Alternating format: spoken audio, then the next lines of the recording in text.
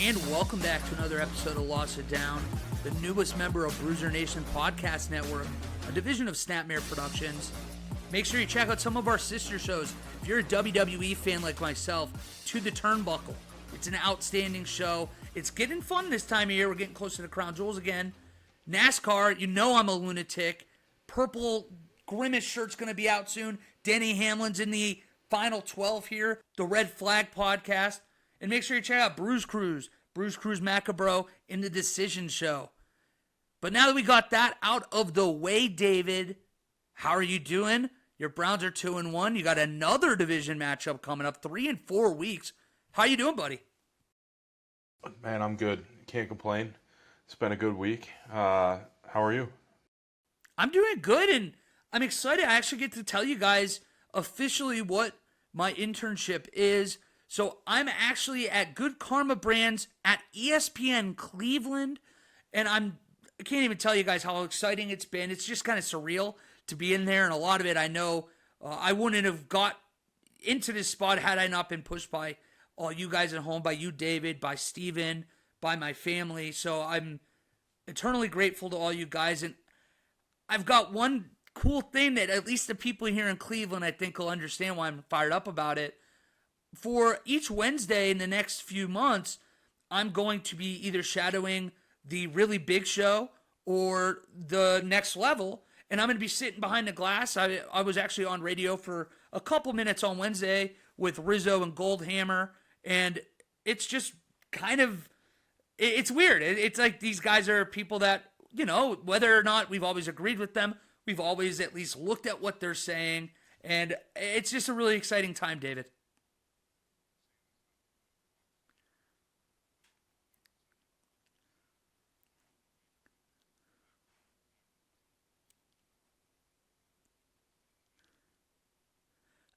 I will say that I'm eventually gonna have to ask about that because don't get me wrong, I wouldn't enjoy it, but I'd find a way to find that horse shit, and I don't know, maybe fry it in some oil, maybe we bread it up. I'd do something. We can make this terrible a little less terrible for one day. Or you just admit you were wrong and incredibly wrong, and you didn't know what you were talking about, so you don't have to do it. Well, see, I'm a big, if I say I'm going to do it, I'm going to do it guy. And that's part of the reason why I've stayed clear of a lot of these. I'm not putting food in my body I don't want. Like the Impossible Whopper bet, I knew it wouldn't be good, but it's edible. You know what I mean? Mm-hmm. But anyways, guys, again, I just wanted to tell you all at home, I know you're all supporters, so thank you so much. But David, to the reason we're here, let's talk some football. We'll start last week with the Monday Night Football in review. A little bit nicer this week. We're not talking about an injury for the first time all season. Devastating injury on a Monday Night Football game. The Eagles beat Tampa Bay 25-11. My understanding is you did not get to watch too much of this game. You were pretty heavily focused on the Rams and Bengals, right? Yeah, I didn't. Tampa Bay didn't come across my screen unless it was the forced double feature, you know. Yeah, you and I are on the same page. If I want the double feature, I'll choose it. I just don't want it against my will. But, there's plenty to be encouraged about if you're an Eagles fan, but it's just not still clicking all the way. And that's such a cool place to be when you're 3-0, that you're like, wow, we kind of look like shit. There's a lot we can do better, and we're beating teams like a drum. Hurts had, like I said, a couple picks, but you get to see DeAndre Swift, who the Lions basically gave away for free, 2 straight 100-yard games, and I want to say he averaged 7-8 yards a carry again. It's an exciting time right now with DeAndre Swift. We're finally getting to see a little bit of that ceiling that we thought we were getting in Detroit. Swift is tough, man, because it'll make the Lions look bad, but at the same time, you know, hindsight's 2020. If you go back 6 months ago, you'd look at him as injury prone, as maybe he won't hit his ceiling, but he's on a phenomenal roster where he's not going to get overworked. He's going to get amazing looks. He's behind an amazing offensive line. He's got a great quarterback behind that O-line. It's just everything's kind of lining up. And, if he gets hurt, then I don't wish that upon anyone, but that, the Lions don't look so bad. But if he continues to dominate and play 17 games, then the Lions are going to eat some crow for that one. Let's go to the Rams going to Cincinnati. Bengals finally get a win this year. Won this game 19-16. Late touchdown by the Rams. Made it so they covered the spread, or at least the spread was null and void at -3. The Bengals did what they needed to do, but let's not kid ourselves. They're not out of the woods yet. Burrow still looks kind of meh. The play calling limitations are infuriating. Everything's out of shotgun. There's no play action. Everything's coming out immediately. There's no threat of going downfield. It's just not the Bengals team we've kind of grown accustomed to seeing with Joe Burrow. But the Rams, they kind of started showing their own real colors themselves. Maybe it's just one game, but it really didn't feel like it. The offensive line showed a lot like what we expected. They were bad. Trey Hendrickson dominated this whole line. And the Rams were pathetic in the red zone. Even after that controversial call in the first drive, everything was a challenge down there. And maybe it's the beginning of an uncomfortable ride for Rams fans, the few that there are. Yeah, I mean, I'm starting to hit the panic button on the Bengals. This Rams team isn't that good. They're probably a 500 team at best. And I probably wouldn't even say that for me.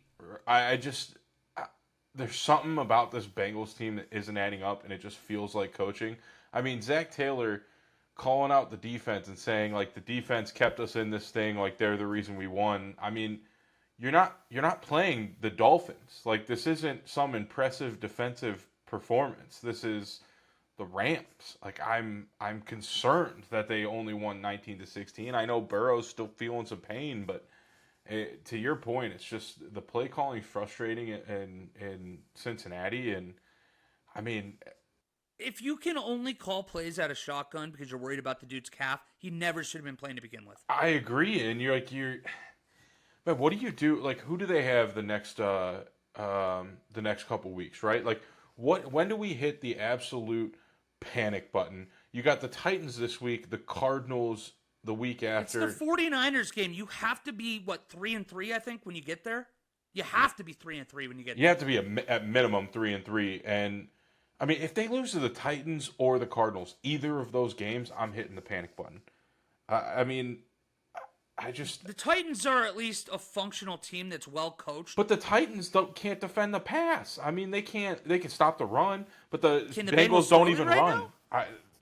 Fair.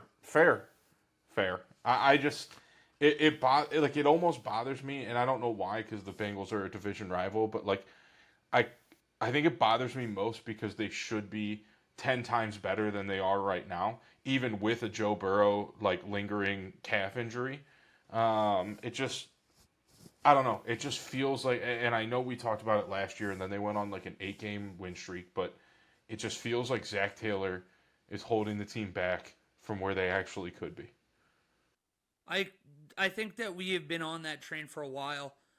Zach Taylor should at least have to answer for what happened so far this year. Now, if the Bengals go 4-2 to start the year, win these next 4 games where they're easy, go into the San Francisco game, it changes a lot of people's perception probably.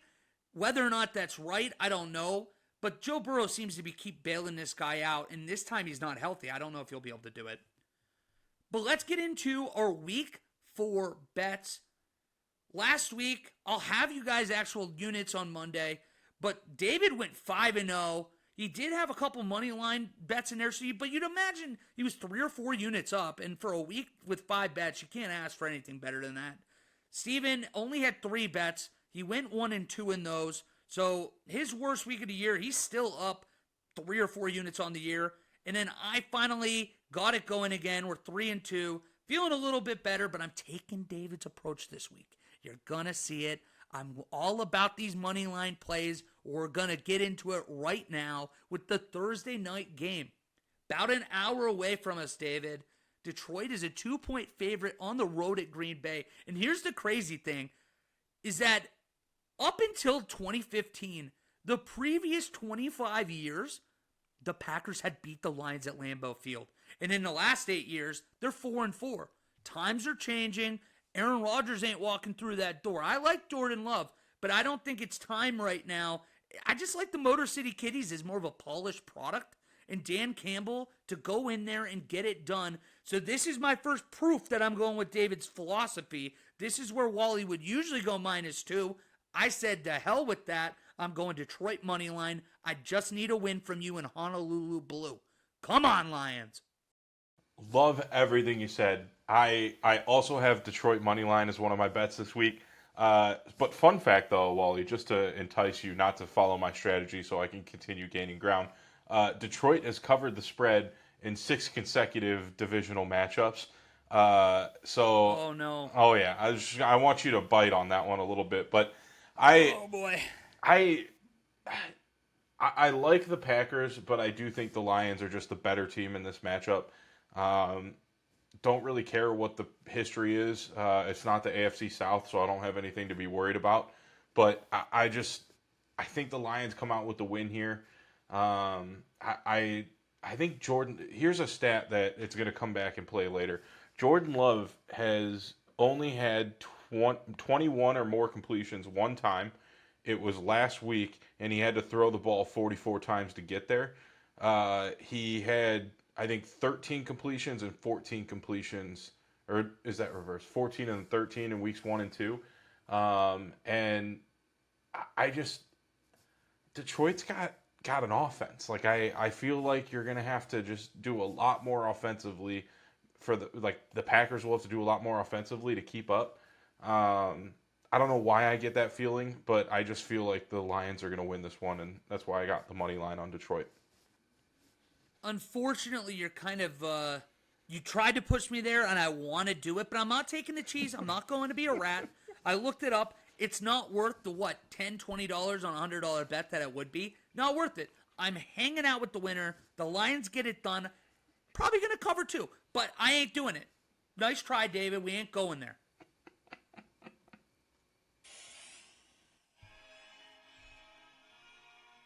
That's right. We're back. 9 o'clock Sunday morning. The Atlanta Falcons visit the London Jaguars. Oh, excuse me, the Jacksonville Jaguars. They just so happen to play in London every year because Shad Khan wants to move to London.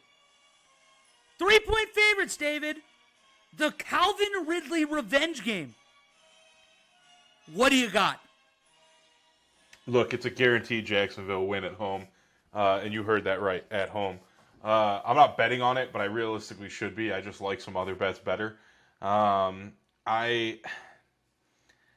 don't know, man. It's just, here's where we miss Steven, because like Steven brings in the fun facts about Jacksonville not losing in London since the NFL first started playing there, but I would love to know fun facts on Jacksonville's record in London, but it is probably better than their home record in the equivalent weeks over the last 5 or 6 years.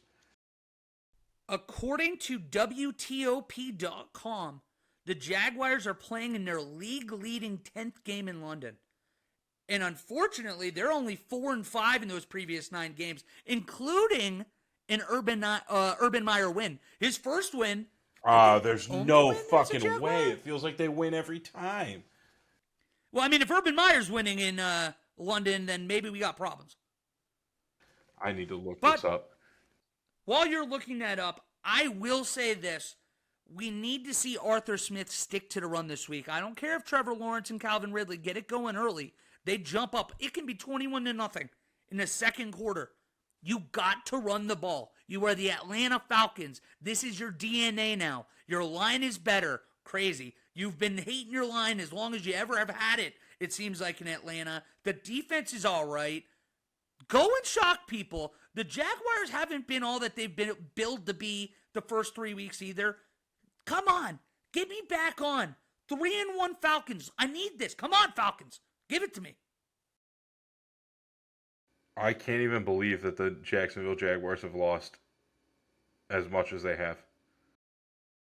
Well, yeah, but think about how bad they've been.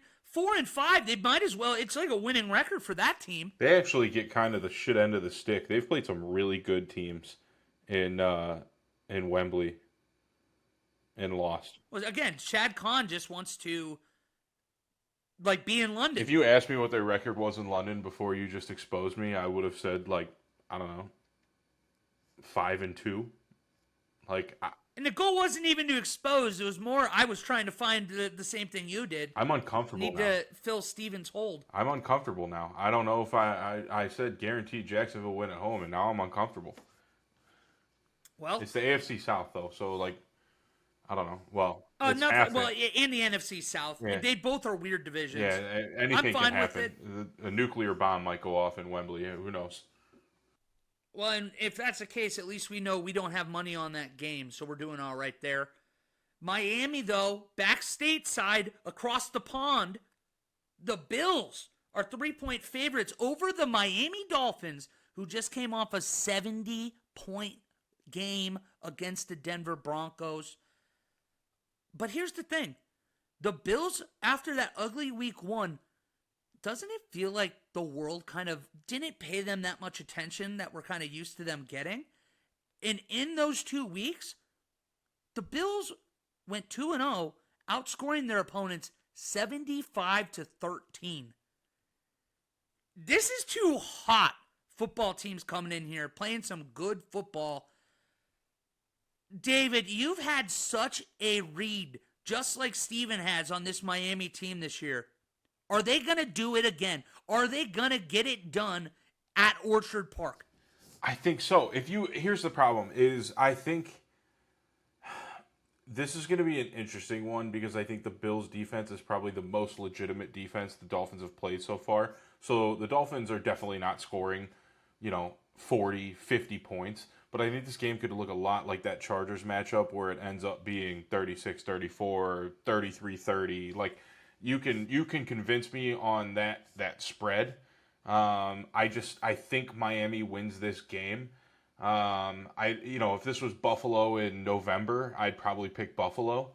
But the snow hasn't fallen yet, and I just think Miami's speed and the way that McDaniel coaches that offense and play calls, I just think that the Miami ends up winning this game. I'm betting Miami money line. This is probably going to be the game of the week, and it's probably not going to be a close one after we watch it. I can't remember what coordinator it was, but somebody over this past couple days has called what Mike McDaniels is doing in Miami revolutionary. What he has done to the offensive side of the ball and his play calling and his creativity. Tell me you're joking. No. Rewind. Tell me you're joking that you actually do remember who said that. No, I actually forgot. Who was McDermott. It? It's fucking Buffalo's head coach. Well, there you go. Wow. Well, then all of a sudden it makes it feel a little, I guess, less exciting. But it's not. He's right. He's right, though. Yeah, I know, but that's also the Bill Belichick. Oh, wow, they're exceptional. Long snapper, so great. I'm excited to see what he does. Like, no, that makes it a little less juicy, so apologize for that. But here's where I was going with that. Out of quarterbacks, talking exclusively quarterbacks, Tua has the second highest passer rating in the entire NFL right now. The only person ahead of him is Mike White, who went 2 for 2 last week in that Dolphins 70-point win. The offense looks exceptional. The running game is phenomenal. I'm not sure who.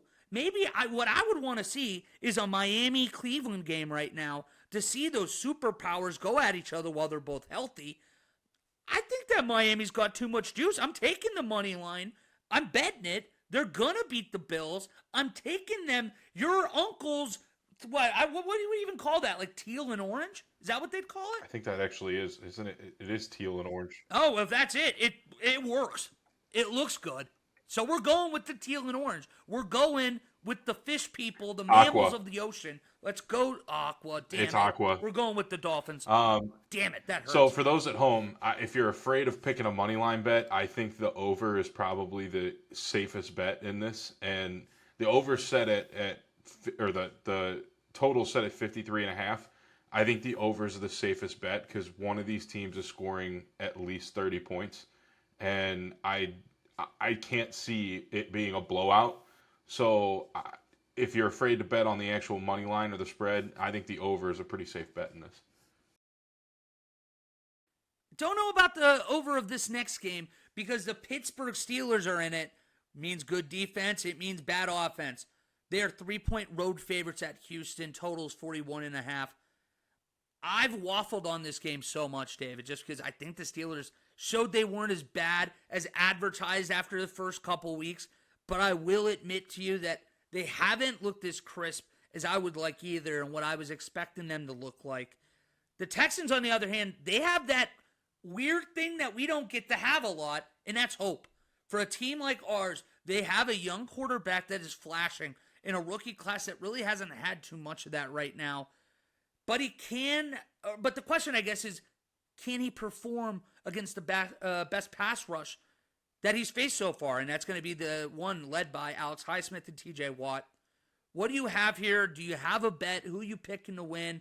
I think I have Steelers going 3-1, but I could see it going either way.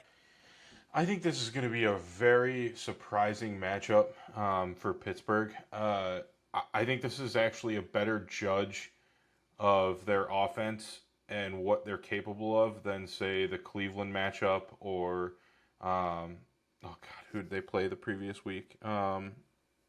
What, the Raiders game last week is what you're talking about, or 49ers week 1? 49ers week 1. So two elite defense, Browns and 49ers, right? I think their offense, this is a much better game to tell what they're capable of because Houston has the worst run defense in the league by far. I mean, PFF, you can throw them out if you want, but they have them as like a 30 run defense grade. The Steelers have like one of the worst offensive lines for run blocking at like 50 for the grade. But I think this is going to be interesting because if the Steelers can take advantage of the worst run defense in football, hypothetically, they should be able to therefore create some very good, efficient pass plays. Kenny Pickett should look better. Pickens should look great. Realistically, they should be pretty efficient offensively if they get the run going like they should be able to, in my opinion. So if they can't do that, I would be actually significantly concerned about the Steelers' offense going forward. Like, that will be the direct reason. They might get to the playoffs, but that will be the direct reason they get blown out in the first game of the wild card. This is going to be an interesting one because I kind of expect Pittsburgh to blow out Houston for that reason. Realistically, they should be able to get the run game going and then dominate Houston, but we'll see. I will say that the Steelers probably are not very happy with Najee Harris. At least that's what it feels like reading between the lines. They're one of the 6 or 7 teams rumored to be in the Jonathan Taylor sweepstakes that's heating up, and maybe by next week we're talking about it. But the fact that they're willing to possibly give up a valuable asset to get a running back should tell you how they feel about their former first-round pick in Najee Harris. The Rams and the Indianapolis Colts are meeting up. The Colts are 1.5-point favorites, totals 45.5.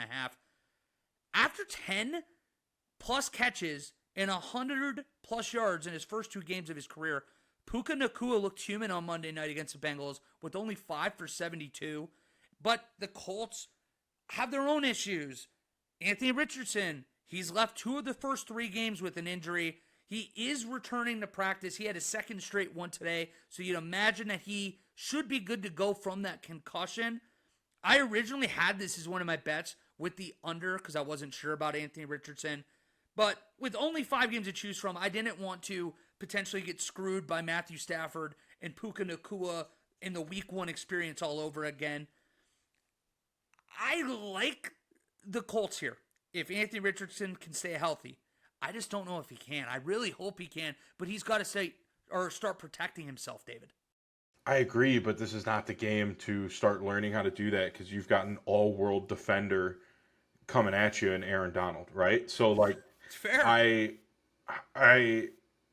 don't know, man. I this is a tough game because I think the Rams are, God, what are they? I think they're 2-0-1 against the spread or something this season. Like something. Wow. Well, they, that they've makes put sense. up They points. probably covered They've against the right. first They've 2. been competitive, but they just haven't turned it into wins. As far as Puka Nacua goes, I mean, if we're calling 5 for 72 human, I like that's like George Pickens' second best game of the season, and you're saying he's going to go for 1,400 yards. Human. I said human. I didn't say that the I guy. know, but I'm it's saying like that he that's go five. alarming, It's like right? that's That's it. alarming though for me Oh yeah. because 5 for 72. You take that from most of your number ones. Maybe not reception count, but I'd take 72 yards from probably, I don't know, most of the number one receivers in the league. You expect more from maybe the Dude, how top. exciting is it gonna be when Cooper Cup comes back and that's a 1-2 combo? But the Because other even problem Tutu is, Atwell looks is this good. a Stafford thing where he just picks his favorite receiver because he learned how to do it in Detroit and you rack up the yards with that guy? I don't know, but It's a I'm fair not trying to point. throw, Puka's talent level under the bus. I'm just saying, like, if somebody's going to intentionally, it's like Matt Ryan with Julio Jones, and I think Julio Jones was an all world talent. But if you got somebody throwing your way 15 times a game, no matter what, I, and you can catch the football, you're probably going to end up with at least 8 receptions for God knows how many yards, right? I like it. Well, you know who else gets the target share, and that's Justin Jefferson. Thank God he was okay. We saw that cramp injury this last week, and everybody panicked, myself included, thought he was done. But they're actually 4-point favorites as an 0-3 team because they're facing another 0-3 team, and that's led by number one overall pick Bryce Young. I'm going again. This is where you're going to see my growth, David. I'm going Minnesota money line as a 4-point favorite instead because I'm going conservative. I'm being smart. I'm taking the sure win because who knows? The Vikings defense is awful. It's probably bottom 3 in the league, if not even the worst in the league. I can see maybe Bryce Young showing a little bit of life here. The only problem is last week against the Saints, who I don't really think is that exceptional of a defense. They had 70 yards. Or I said the Saints. Who did they play on Monday night? Either way, they had 70 yards through the first 58 minutes last Monday. This is the easiest defensive test so far. I hope Bryce Young at least looks like a human being here. I just don't know. It was against the Saints, wasn't it?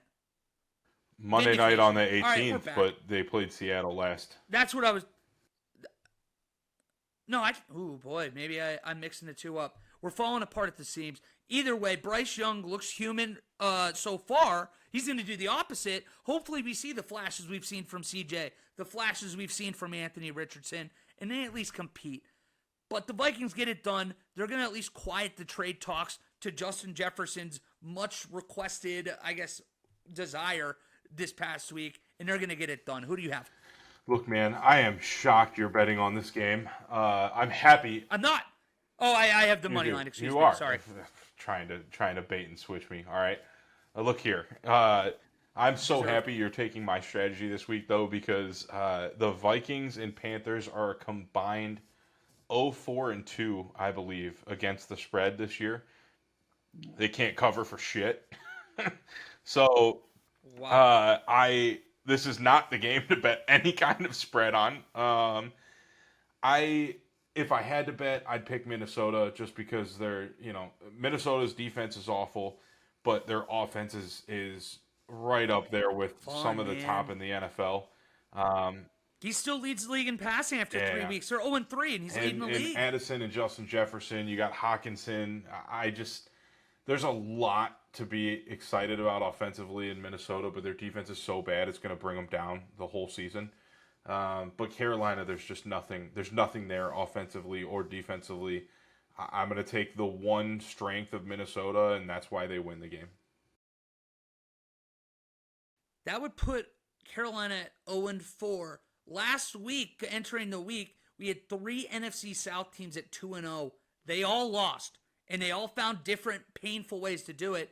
2 of them are going to meet up with each other, with Tampa Bay and Baker Mayfield going to the Superdome and playing Derek Carr Saints, who are 3.5-point favorites right now, and the total's 39.5.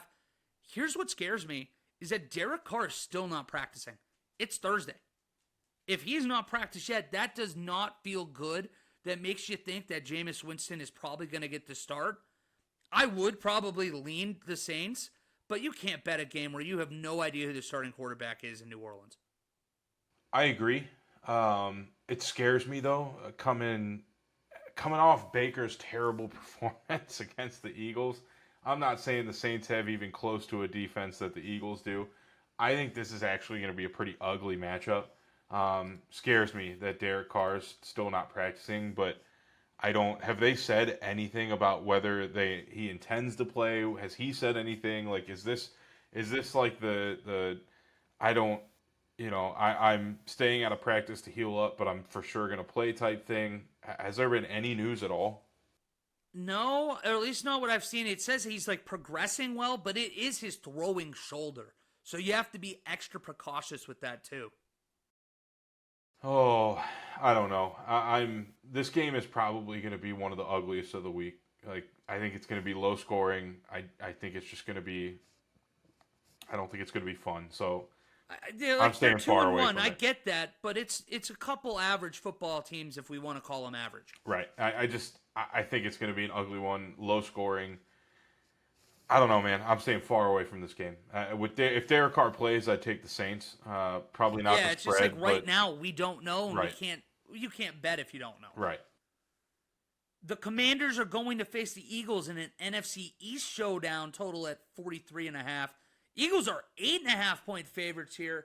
That is a lot of points for a divisional matchup. Not enough to entice me to bet Washington, however. Sam Howell has had an up and down first few weeks of the year. I mentioned Philly's 3-0, but it really haven't clicked the way we saw them in 2022. Eagles get it done, go to 4-0, but who knows? I'm hoping that we see a little flash from Sam Howell, from Chase Young. Offense looks a little better, and maybe they can talk me into thinking that they are a wild card contender in the NFC. Oh boy. I really, like, deep down, I wanted to take Washington plus 8.5. Like, deep down, I'm not touching a bet in this game. If I had to, I'd probably just take Philly money line. In their last season's matchups, Philly dominated the Commanders by 10 plus points each time. I think. Wait, I thought the Commanders beat them last year. Did they? I don't. Oh, they did. You're right. No, they did. Yeah, they were They one that won by hurt 10. Dallas They Goedert won by 10. on that hit. I think I'm thinking of, was it the wild card 2 years ago they faced off? Maybe that's where There's I got a chance you also could have been thinking of the Giants, who got absolutely slaughtered. Like, You're right. Their face kicked. So I don't know. I don't like. I hate this division so much too, because just when you think a team is going to dominate, the worst team in the NFL, the Giants or the Commanders, wins by 20. So like I'm staying far away from that bet. I really want to. Well, don't forget too. I think we talked about it preseason. To add to how annoying this division is for you, David, we haven't had a back-to-back division winner championship in the NFC East since 2004, when the Eagles won their fourth straight division title with Andy Reid. Since then, nobody's won it 2 years in a row. That's disgusting. It's actually disgusting, but I think the Eagles are going to win it 2 years in a row again. But knock on wood for Zach Youssef. I don't know.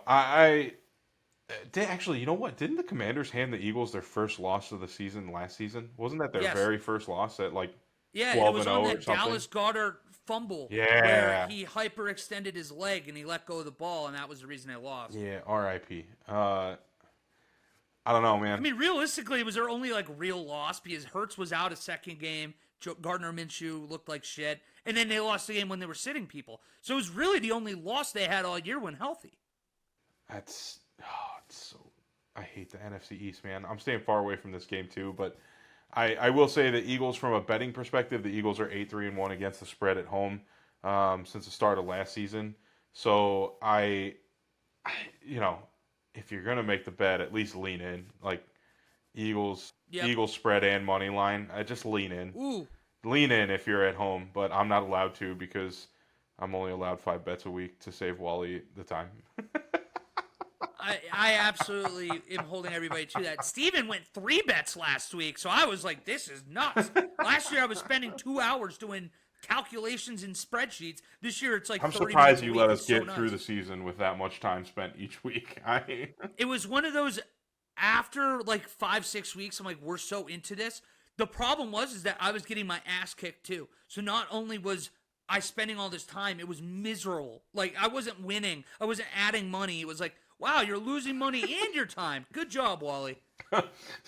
Literally counting up your losses while you're doing everyone else. Quite literally it. But you do not have to count up your losses if you go with Abby Turner Creative, who we want to remind you is this week's Week 4 preview sponsorship for us. We are brought to you by Abby Turner Creative, your one-stop shop marketing agency specializing in branding, high-end photography, fashion, and more, especially if you're around our age where there's college graduations, even if David hates that, weddings, baby pictures, you name it. It feels like they're happening every weekend. Abby Turner Creative is the only way to go.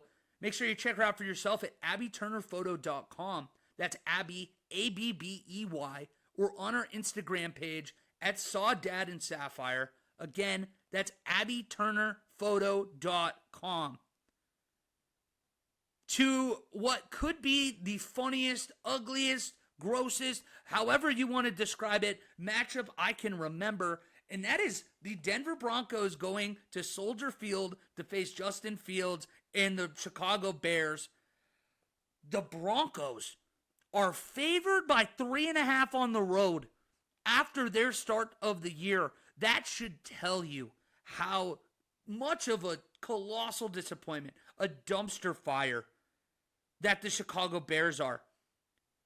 I would not touch this game with a 40-foot pole, 39.5-foot pole if you're the Grinch.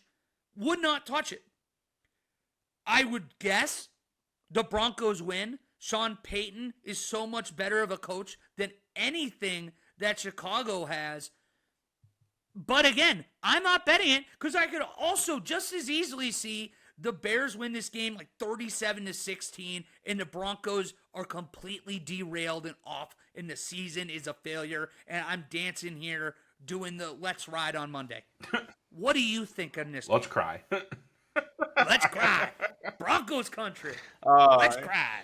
This is one of those games that you want to do what we did to the Arizona Giants game where we just straight up passed and that ended up being a really competitive, high-scoring game.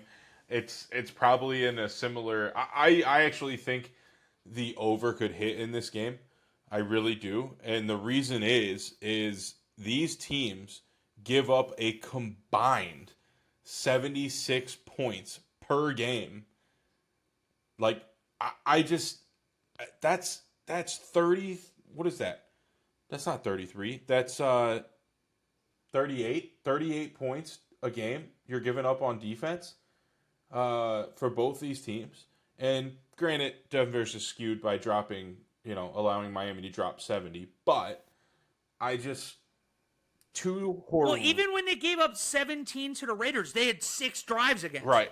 So it's not even like they were doing well that game. Right. I just this game for me, the only reason to watch is to see if Justin Fields can take a step forwards because you're playing a terrible defense.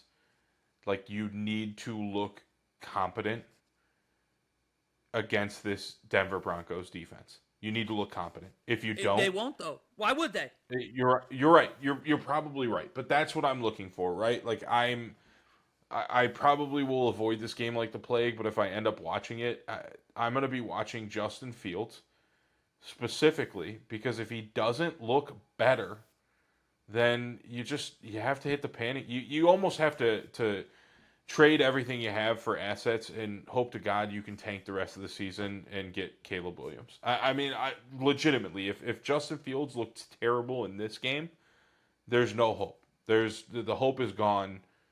I don't know what you do. So that's what I'm watching.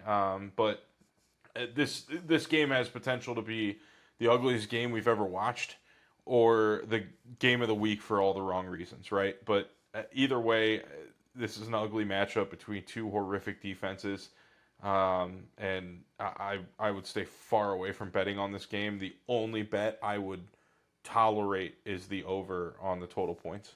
It's no different than watching like World Star fights. You feel a little gross while doing it, but you can't look away. That's all this game is.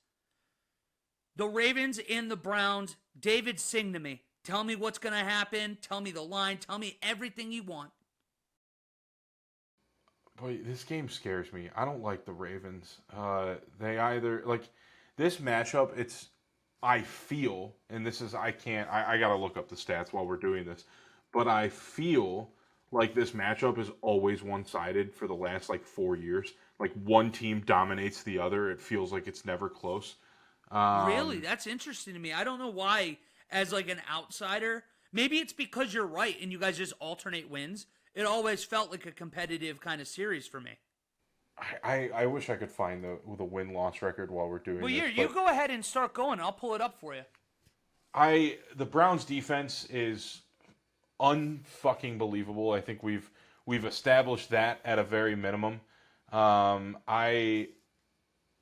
I'm betting the game, I'm betting Cleveland money line specifically for their defense. But if you told me the Ravens win, would I be shocked? No. I just think that if I'm gonna make a bet, it's gonna be for the defense that has shut down every single offense they've played so far and done so pretty impressively. Like there really hasn't been any offense that actually, in fact, you're the one who said it. What was it on Monday where you said they haven't given up 500 Yeah, it's yards like yet? 490, I want to say. Right. So Fewest since 1999 for the NFL. Yeah. Not the Browns. Right. The NFL. Right. And that alone is probably enough. Like that pass rush. Lamar Jackson's going to have to run the ball a lot for us to give up yardage, in my opinion. That's the way we lose is if we can't contain Lamar Jackson. But, this is also a team that gave up -7 yards to the Steelers and still lost because our offense looked like shit. So that's what scares me is I don't know what I'm getting from Deshaun Watson this week. If he puts together another consistent week, it's a guaranteed win. Like all he's got to do is not turn the ball over, and I think this is a win for the Browns. But Agreed. I can't be certain of that, right? But I got you your win losses. Do you want me to shoot them out for you the last 5 years? Give me the last like 2 years the scores. Scores, yeah. Okay, so last year the Browns won at home 13-3.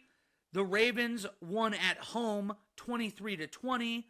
In 21, the Browns won at home 24-22, and the Ravens won at home 16-10. So the road team is 0-4 the last 4 matchups and relatively close games. All one score except for the most recent. I don't know why it felt like a more dominant, like when they're, maybe it's because they only win at home is why it feels like we one way or another we get dominated. But you could also be like me when the Raiders start winning against a team that they hadn't before.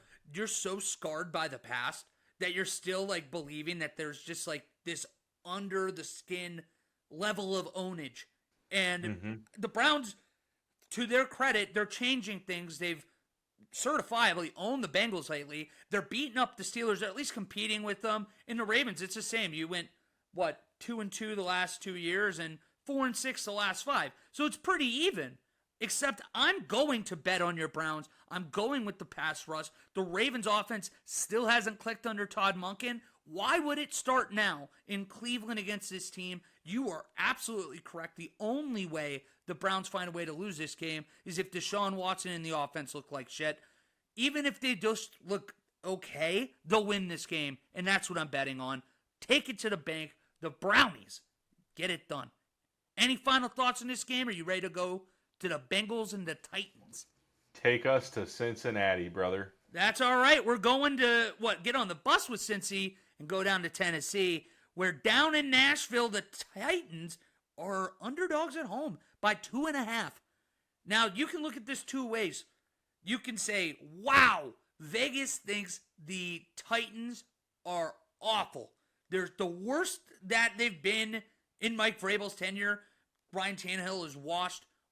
The Bengals, on the flip, maybe Vegas is saying they're turning it around. Maybe they're betting on Joe Burrow's history in the slow starts before picking it up too.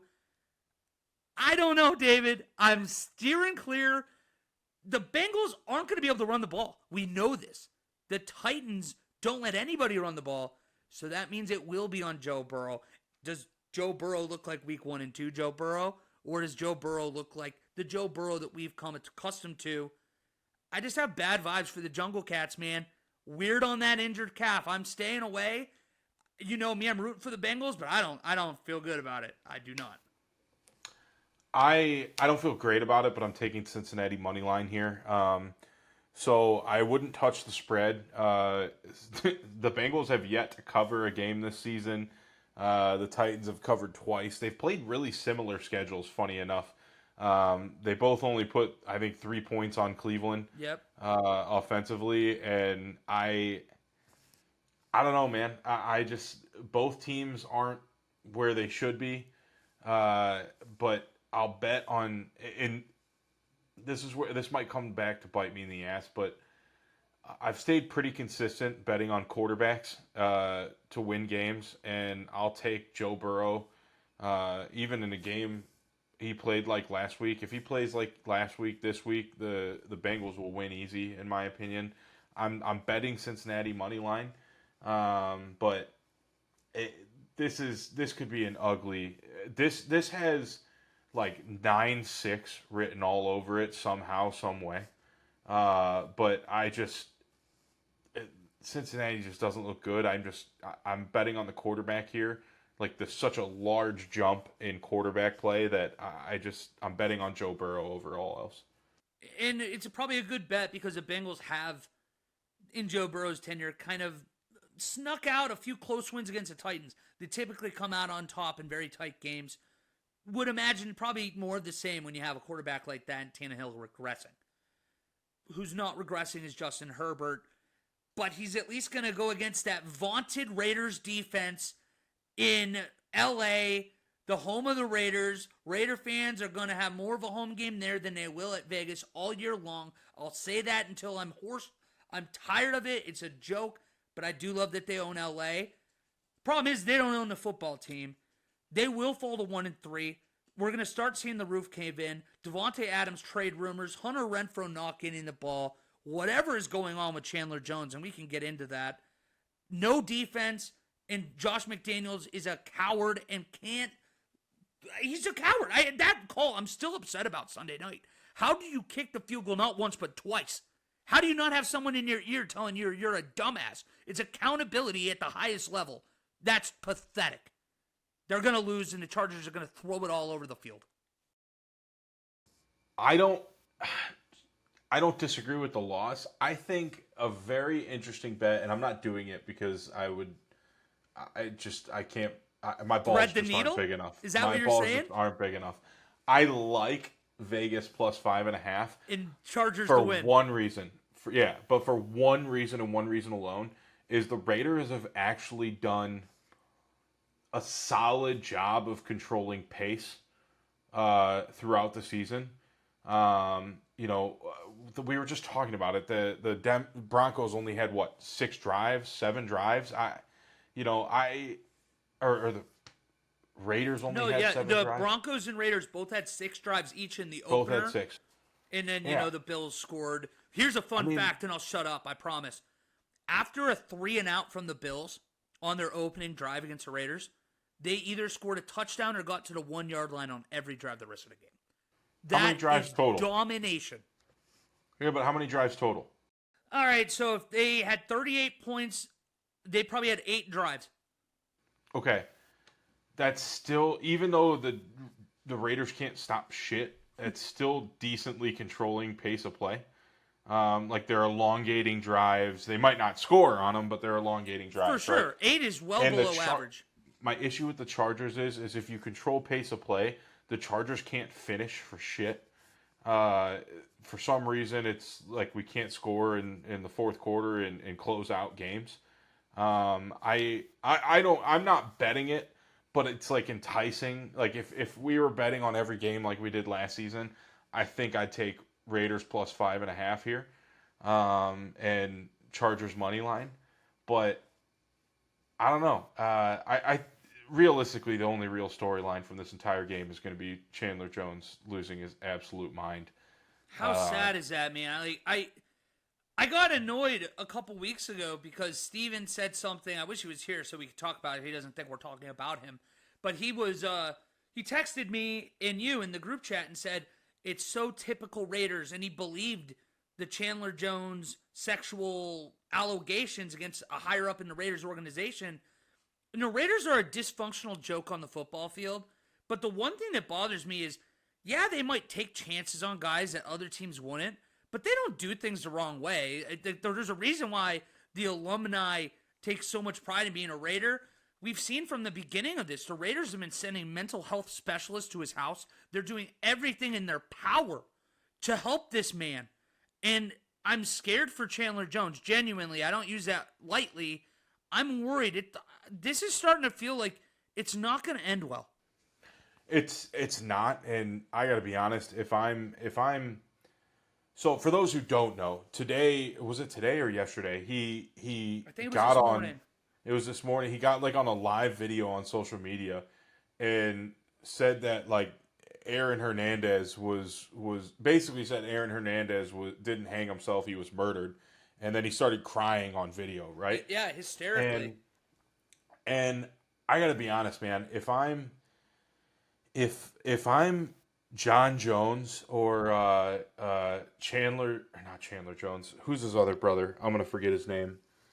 What, Jack Jones? Maybe I don't know who. No, There's another NFL. So John Jones, the UFC fighter, like the best UFC fighter in history. John Bone Jones is Chandler It's his Jones' brother. Yes. No way. Yeah, and then they have another brother who's also in the NFL.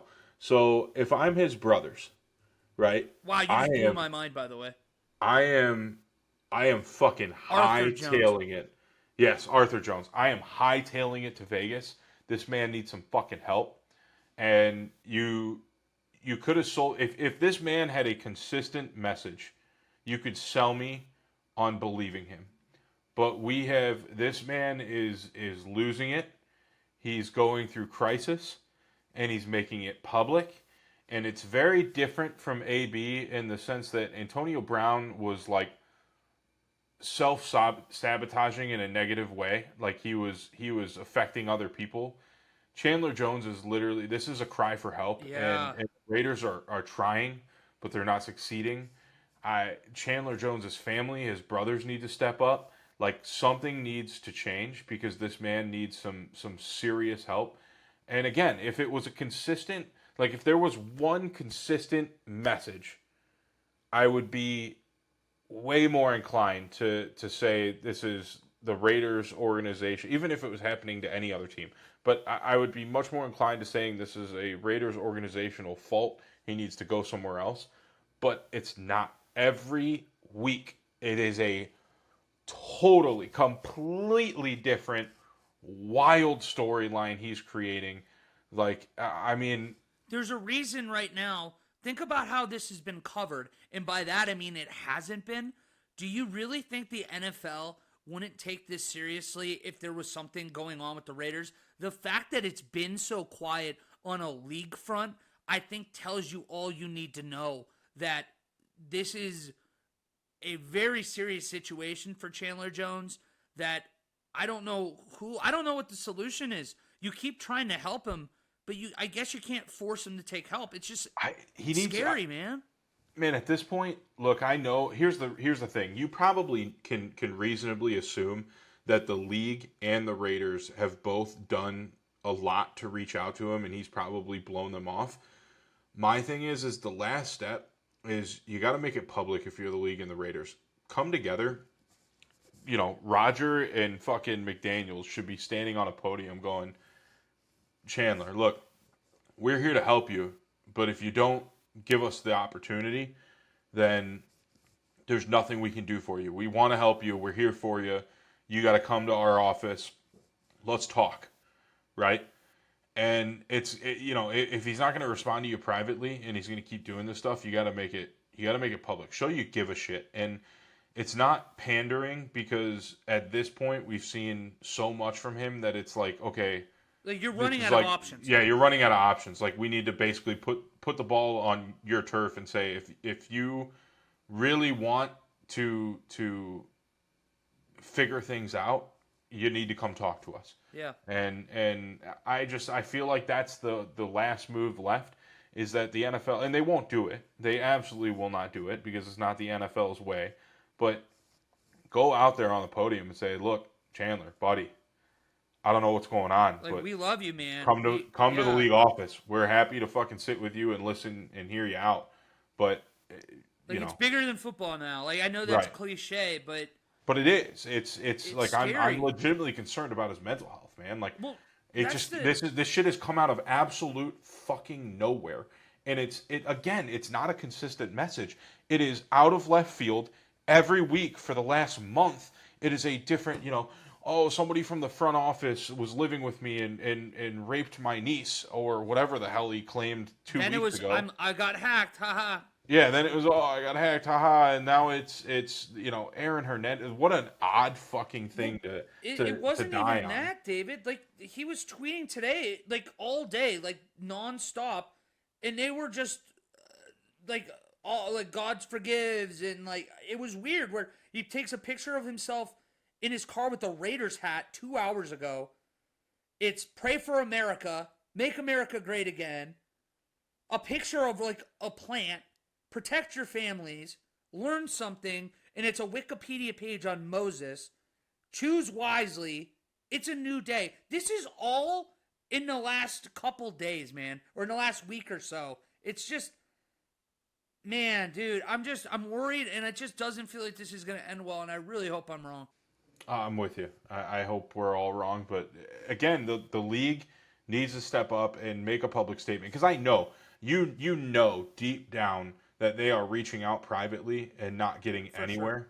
So I think at this point you have to make public statements, and sure it's going to come off as pandering, but like it's genuine concern at this point. Like we have done everything, and if you can't say you've done everything, then whatever comes of this is on the NFL. Like if you can't say at the end of the day, You I did wipe my everything you hands, could. I did everything I could, then it's still on you. And that's what it concerns me. We will transition now, get back to talking happier things with football. His former team, the New England Patriots, go to Dallas, who are about a touchdown favorite, 6.5 points. I think the Cowboys defense gets back on track here, but maybe it did expose a little bit that the Cowboys weren't the Super Bowl like gauntlet threat that we thought they were after 2 weeks. That there are some issues, and if you can take care of Micah Parsons, maybe that is a very beatable team. New England still feels like they kind of need a win against a team they're not supposed to in their first quarter of the year. They've played pretty good football. They just are 1-2, and in that division with the Dolphins, with the Bills, you can't afford to keep falling behind. I would probably thread the needle if I were to bet, kind of like you did in the last game, where I'd say that the New England probably loses this game by 6 or fewer points. But I would take Dallas. I'm going to go with the Cowboys. If I had to bet this game, I would literally bet New England plus. Is it plus 6.5 or is it plus 7 now? It's plus 6.5 now. Okay, so I would take New England plus 6.5. It's hard to trust Dallas after that Arizona performance. I think they're a good team. I think they're a great team, but I also think New England's defense is pretty great. So while they didn't cover against Miami and the Eagles, they were in those games late. So I don't to say Dallas is going to win by a touchdown or more seems easy, but I don't think it's likely. I think it's going to be a much closer game. I think it's going to be an ugly game for both offenses. But I think because of that, it's a much closer game. And if I had to bet, I'd bet New England plus 6.5. Not betting on this one because I'm not comfortable betting on this one. But again, I just think it's going to be a closer matchup than people think it will be. Yeah, 3 straight one-possession games where Dallas, on the other hand, they either won games by multiple possessions or lost games by multiple possessions. So it will be interesting to see how that plays out. Arizona, the team that beat Dallas last week, is going to San Francisco trying to pull off 2 straight double-digit stunners. They're 2 touchdown underdogs. I'll just keep this short and sweet. It ain't going to happen. You got to go with San Francisco if you're going to bet anything here. I feel like I'm spoiling it here. I saw your pick, but I love your logic, David. But my gut is just telling me this is a matchup that's too big for Josh Gibbs and Jonathan Gannon. We've seen him play really hard for the first few weeks. It ain't going to keep going here. I think you're going to see the 49ers win and win pretty comfortably. I'm like, so Wally saw me pick earlier. I had Arizona plus 14 and San Francisco money line. I went back on it because I think I was playing recency bias too much. It's what we all do. I think I was Gambler's playing plight. right. Like I think I was playing recency bias, right? Like Arizona they've been fighting this season, right? They've been close. They've been fighting. They beat the Cowboys by a pretty good margin. But I think I'm playing too much into what has felt like too close of games for San Francisco against the Rams, which they only won by like 6 or 7, and against the Giants, who I thought they were going to blow out, which they kind of did, but I think they only won by like 16, right? And I think I played too much into 14 points being a lot, but honestly, I'm not comfortable with it. So I'm not. I removed the plus 14, placed a different bet elsewhere. I don't remember which one I changed. Yes, I do. I went to Detroit money line again. So I took away Arizona plus 14. I just have San Francisco money line. It's an easy bet. It's going to provide like no units, but like it's an easy bet. I know San Francisco is going to win. It's just I'm not 14's a large margin. If there's any team in the NFL that's going to beat somebody by 14, it's probably the Niners right now. But it's just too large of a margin for a bet. I'm going to need you to talk me into my final bet, which is going to be in this next game. The Chiefs are 9.5-point favorites going to JetLife Stadium to face the Jets. And I'm so torn between taking KC to cover or saying KC money line. David, I need you to help me out here because there's no way Zach Wilson is able to cover this game, right? I'm scared that he's played 3 really, really good defenses, and the Chiefs are by far the easiest one he's played, and he's going to keep it close enough. I mean, the Chiefs cover, right? Yeah, I mean, you talked me in already. Chiefs minus 9.5. I'm locking it in. Here's the thing. This game would be at 14-2, but there's a lot of respect on the Jets defense right now. I don't... For sure. Correct me if I'm wrong. The Jets have only scored like 20 combined points in the last 2 weeks or something like that. They were embarrassed by the Cowboys. It was something like 31-10 or 31-9. I think they legitimately averaged 15-10 last week. I think they legitimately averaged like 11 points per game on offense. So let's be real here. Even an injured Kansas City is putting up at least 20 points. And if the Jets are going to average 10, 11 points per game, I'm going to bet on Kansas City running up the score, even on their defense, even against the Jets defense, I mean. I think if you're going to bet on this game, Kansas City covers the spread is a pretty safe bet. I just don't think the Jets are going to score more than 10 to 13 points, and I think the Chiefs could put up 30. So you talked me into it. It makes me feel better because I had the same thought where it's like, don't overthink this. But I also am like, hey, I'm turning a new leaf. I'm taking the Claben approach. Hey, it's still the Claben approach, though. I don't bet money line 5 straight times. I bet money line 3 out of the 5, and you take your free wins in San Francisco, and then you get a little gamble with the other 2. And that's what I guess you're talking me in. So I'm officially on board. I'm doing that, and that means I'm out of bets, and you have one more going into the Monday Night Football game where the Seahawks go to JetLife Stadium. Back-to-back games in New York. That's crazy. The Giants are 1.5-point favorites. I will say before I throw it to you and get your final pick, I absolutely love the videos of whether it be a football stadium or like an arena that changes really fast and they do a time lapse. I would love to see the time lapse of the Jets to Giant end zones. The same way I love seeing like Staples Center go from the ice for a Kings playoff game to the court of a Lakers playoff game to the court of a Clippers playoff game. I love that shit. Anyways, let's hear your bet. Look, I'm with you. We're going to get some random high scoring matchup here for no reason because these teams can't stop each other. But the Giants haven't covered a spread all season, and Seattle's covered their last two. They got an outright win against Detroit. Ultimately, I just think the Seahawks offense is just too much for the Giants.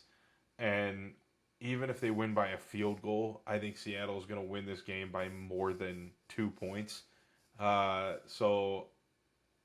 Even if they lose this game, it's going to be a 1 point loss on a last second field goal. I'm taking Seattle plus 1.5.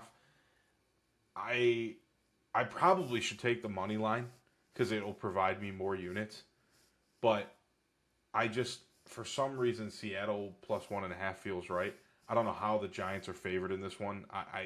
It blows my mind, but here we are. It feels like you said, it's going to be a billion points. It's just going to be a weird game. I don't know about the injuries, so I'm steering clear. But if I was betting, I'd go with you. I do think the Giants are a certifiable disaster right now. And Brian Daboll is going to, I guess the clock struck midnight on his Cinderella run last year with the team. I really hope that the Giants don't overreact because I do think he's a good coach, and I think that you got to give him time. And like the Vikings, they just overexcelled last year. But you hear the music. It's prop, lock, and drop it time. David, it's just you and me doing this time. Let's hear that crazy prop, lock, and drop it from you. Buddy, the prop bet, my favorite, the Thursday Night Football parlay special. Amon-Ra St. Brown over 6.5 receptions. Jared Goff over 33.5 attempts. Jordan Love under 20.5 completions. So I said at the very beginning of the podcast, Jordan Love has missed that completion, the 21 completion mark, let's call it, by 6 and 7 completions in weeks 1 and 2 respectively. He hit it in week 3, but he had to throw the ball 44 times to do it. He's got a 53% completion percentage on the season, which means he has to throw the ball 40 times in order to hit 21 completions. I think that's like the sneaky bet is to throw an under on Jordan Love completions. But if you parlay all those together, I think those are pretty much guarantees. And, you might win a little bit of money. Might not be spectacular, but you win a little bit of money. Well, I was going to say minus 110, minus 125. You parlay together. Yeah, you can. That's plus money already. Right. It's not going to be huge. You're not going to win $1,000 on a $10 bet, but you can win some money, and I think all of the St. Brown over on receptions is the only real 50-50 there. I think the other two are pretty much guarantees. I love it. But yeah, that's my prop. I have absolutely no lock for this week. I hate every game. If I put like a grenade and I told you I'm going to pull the pin out at your feet if you don't give me a lock, who would it be? San Francisco money line. There you go. I mean, that's a lock. It's a lock, but I don't feel like I just don't feel that feels like cheating. Like calling Here's that the thing. lock. You bet $100 on that, you're gonna get probably $15 back. It's like you're still making money. Right. You got a point. It feels gross to call that a lock because we all know it's gonna happen. But then if we all bet on that lock, San Francisco is gonna find a way to lose, and I'm gonna throw up in my mouth. But my drops for the week are anything having to do with Denver, Chicago, or Minnesota and Carolina. Both of those games, ugly. I don't want to touch them. I'd stay far away from them from a betting perspective. Oh, this is going to be super easy. I love my prop this week. I have minus 120 odds for the first drive in the Baltimore and Cleveland game to be a punt. I love the defenses in this matchup. I don't care what offense gets the ball first. And that's not a shot at either team. I just love these defenses. Give me the punt. Your biggest worry is a big kickoff return from the Ravens, and Justin Tucker gets a shot from 55 after a 15-yard drive. It ain't happening. Give me the punt. I'll take it. And that leads me into my lock. I told you guys I love the Browns this week. Love the Browns. I think the Todd Monken offense is going to look really, really rough, and you're going to see them almost get back into the Lamar bad habits of running everything, be a very through Lamar's feet kind of offense. And that plays into Cleveland's defensive strategy, I think. And I think they're going to win. I think it's going to be a 3-1 Browns team, and people are going to really start giving them the respect they deserve. But I'm dropping the Denver at Chicago game, less because I think it's going to be a bad game one way or another. I just want to watch it. That game is a putrid game, disgusting game. I'll root for the Bears. I hope that they can get something going to give the fans something to look forward to, because right now it ain't there. But that will bring us to the end of another episode of Lost Down. Make sure you comment, like, and subscribe to us on Facebook, Instagram, and YouTube at Loss of Down, and retweet us on our Twitter page at @down_loss. Remember, this episode was brought to you by Abby Turner Creative, and we are a member of the Bruce Cruise Podcast Network, brought to you by Snapmare Productions. Guys, as in David, what are our parting words today? I got none, man. I hope Steven is having fun in Vegas. Those are my parting words. You took it out of my mouth, Steven. We hope you're having a blast in Vegas. David, good luck to you this weekend. I would love to see you get back on and be happy again. And then happy birthday to one of my favorite people in my world, my sister. She helped instill the confidence in me the past few years to keep going after my dreams. So, like, the fact that I'm even doing this right now is in large part due to her. She'll never listen to this. She doesn't give a shit about football. But I don't care. I just had to say it out loud. I love my sister. She's awesome. So happy birthday, Amber. She's officially going to be 25 in the bad side of the 20s. So good luck. She's been riding me for years. What is that? She's been riding me for years, I telling thought me you guys that were I am closer like in this age. old What man. the fuck? Nope. She's been killing me though, telling me about how, like, you're so old, Wally. Like 30, that's crazy. But I know she's been panicking about getting older herself. So I'm really excited that she's an old bitch now too. But we love you guys. We'll see you on Monday. It'll still be me and David. Steven, enjoy yourself. We'll see you next week.